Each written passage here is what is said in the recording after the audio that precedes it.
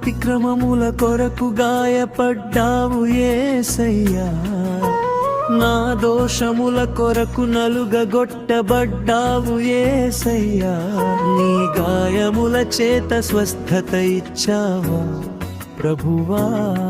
సిలువా ప్రేమతో నన్ను రక్షించావు యేసయ్యా.